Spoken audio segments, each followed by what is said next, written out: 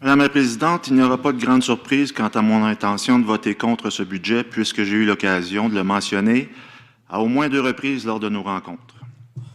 Pour moi, c'est une question de principe et de cohérence. Je l'ai dit, je le répète, je n'adhère d'aucune façon au mode de gestion actuel à la Ville de Sherbrooke. L'an dernier, j'ai dit très clairement que je souhaitais, je cite, que le comité exécutif mette en place les contrôles rigoureux appropriés afin de réduire le rythme de croissance des dépenses et de l'endettement. Fin de la citation. Or, que proposons-nous ce soir aux contribuables sherbrookois? Une augmentation de taxes, probablement l'une des plus élevées au Québec, soit plus de 3 fois le taux d'inflation. Des dépenses qui augmentent de près de 7 %. Un service de la dette qui augmente de 3,3 % pour un total de plus de 13 % sur 2 ans.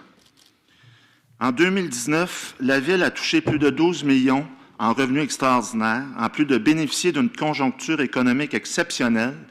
Et malgré cela, ce budget propose quand même d'aller chercher un autre 12 millions dans les poches des contribuables. Pour moi, cette situation est tout à fait inacceptable. Bien sûr, on expliquera que le dossier Valoris compte pour un peu plus du tiers de cette augmentation de taxes. Je regrette, mais pour moi, bien que réelle, cette justification ne tient pas la route. La mairie, le comité exécutif, le conseil municipal et la direction générale ont tous été mis au courant très tôt le printemps dernier de la situation catastrophique dans laquelle se retrouvait Valoris. Dès avril, il était devenu évident que l'impact sur le budget 2020 serait important et incontournable. Il me semble qu'on aurait dû voir des lumières rouges s'allumer.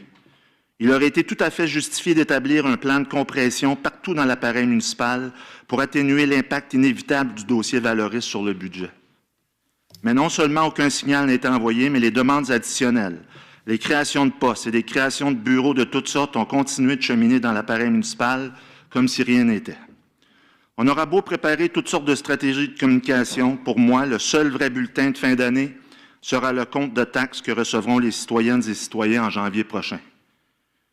Alors ce soir, ce ne sont pas les mieux nantis qui écoperont le plus de ce nouveau fardeau fiscal.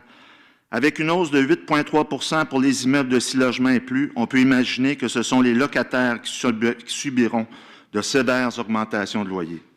Et que dire des jeunes familles qui viennent tout juste d'acquérir leur première maison et dont le budget est déjà à la limite et qui verront leur compte de taxes augmenter de 6,2 %. Avec ce budget, je crois qu'on a manqué une excellente occasion de démontrer un minimum de sensibilité à la réalité des citoyennes et citoyens. Quant à moi, je demeure convaincu qu'avec un meilleur leadership et une véritable volonté politique, nous aurions pu faire beaucoup mieux que ce qui est proposé dans ce budget. Voilà pourquoi je réitère que je voterai contre.